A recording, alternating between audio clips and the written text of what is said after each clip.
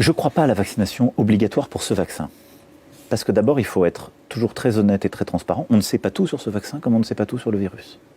À chaque étape, on dira tout ce qu'on sait sur l'efficacité. Là, on a des premiers chiffres qui viennent des autorités de santé et des labos. Mais donc, on doit savoir, à chaque fois, il y a un bilan coût-avantage de la vaccination. Et après, je crois beaucoup plus au travail de conviction par la transparence qu'à l'obligation. Sur des vaccins auxquels on était très habitués pour les enfants, qu'on fait depuis des décennies, on a décidé la vaccination obligatoire en début de mandat.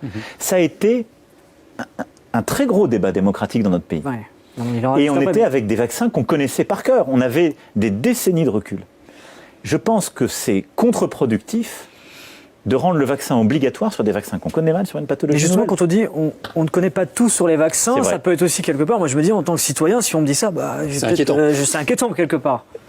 Est-ce qu'on a tous les éléments aujourd'hui pour rassurer les gens de se dire, bon, là, il n'y a pas. Non, on les a pas.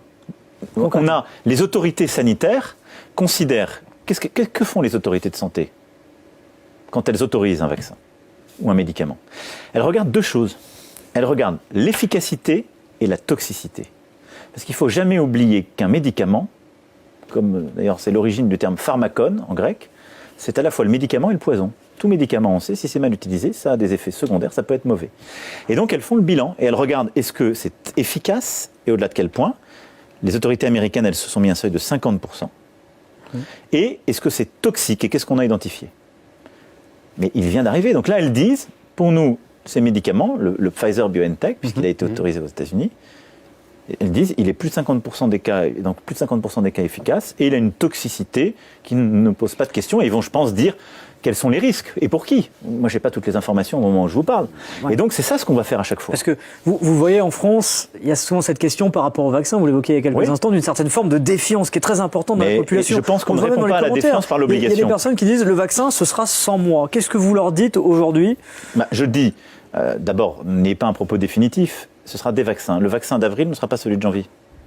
Il y a des vaccins qui vont arriver au printemps-été, qui seront faits avec d'autres techniques. Donc en gros, si on nous dit ça, il faut mieux attendre avril pour... Non, d'abord, je vais vous rassurer. Ouais. Je vais vous rassurer. Décembre, janvier, février, ce ne sera pas une liberté. Vous ne pourrez pas aller sonner ou appeler une adresse pour avoir le vaccin. On va être obligé, compte tenu de la faible dose et des priorités, d'aller sur des cibles privilégiées et d'aller d'abord vacciner celles et ceux pour qui il y a un intérêt, celles et ceux pour qui c'est le plus sensible. Vous ne pourrez pas, par exemple, si vous, en janvier, vous dites « je veux me faire vacciner » et que vous y alliez, on vous dira non.